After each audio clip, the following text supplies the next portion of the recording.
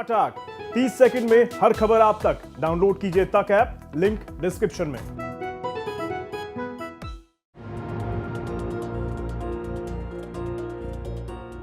Corona महामारी के कारण हुए नुकसान से अब इंडियन इकोनॉमी उबरने लगी है और वापस रफ्तार पकड़ने लगी है। भारत जल्द ही फ्रांस और ब्रिटेन को पीछे छोड़ दुनिया की 5वीं सबसे बड़ी अर्थव्यवस्था बनने जा रहा है। ब्रिटिश कंसल्टेंसी CEBR की रिपोर्ट के मुताबिक इकोनॉमी के मोर्चे पर साल 2022 में भारत फ्रांस को पीछे छोड़ देगा, जबकि साल 2023 तक ब्रिटेन भी भारत से पीछे छूट जाएगा।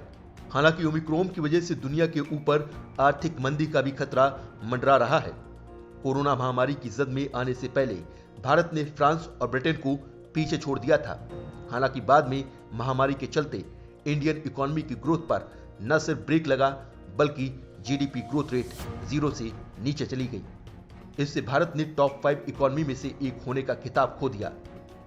इन्वेस्टोपीडिया के आंकड़ों के मुताबिक अभी भारत, ब्रिटेन और फ्रांस तीनों ही $3 ट्रिलियन से कम की इकोनॉमी है। फ्रांस के साथ भारत का फासला बहुत कम है और दोनों $2.7 ट्रिलियन से कुछ पीछे है, जबकि ब्रिटेन की GDP $2.7 ट्रिलियन से ज्यादा है। अगले साल भारत की इकोनॉमी का साइज $3 ट्रिलियन के बेहद करीब पहुंच जाने का अनुमान है, जबकि ब्रिटेन इस लेवल के पार निकल सकता है। हालांकि तब भारत और ब्रिटेन के बीच का अंतर मामूली रह जाएगा। इंडियन इकोनॉमी में काफी पोटेंशियल है, जो कि साफ साफ दिखता है। टैक्स कलेक्शन के मामले में भारत सभी मेजर इकोनॉमी से बहुत पीछे है। इससे पता चलता है कि ग्रोथ के लिए संसाधन कम है। इसके बाद भी Bharat fastest growing major economy है। इस रिपोर्ट के मुताबिक दुनिया की अर्थव्यवस्था अगले साल में पहली बार $100 ट्रिलियन के आंकड़े को पार कर जाएगी। इसके अलावा साल 2030 में चीन दुनिया की टॉप अर्थव्यवस्था बन जाएगा। पहले माना जा रहा था कि चीन डॉलर टर्म में अगले 7 साल में अमेरिका को पीछे छोड़ सबसे बड़ी इकोनॉमी बन जाएगा, लेकिन CEBR का मानना है कि इसके लिए चीन को कुछ और इंतजार करना पड़ेगा।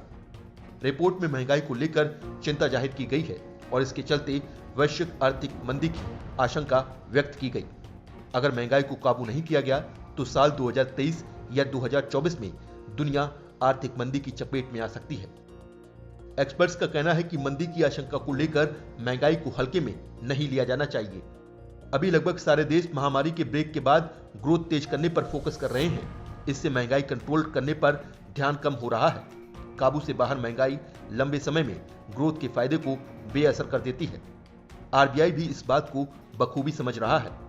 रिजर्व बैंक भी अगली बैठक में रेट बढ़ाने पर गंभीरता से विचार करेगा। ये अच्छे संकेत हैं कि महंगाई के खतरे का अंदाजा सेंट्रल बैंक को है। अगर समय रहते इसे काबू कर लिया गया तो मंदी का जोखिम टल सकता है।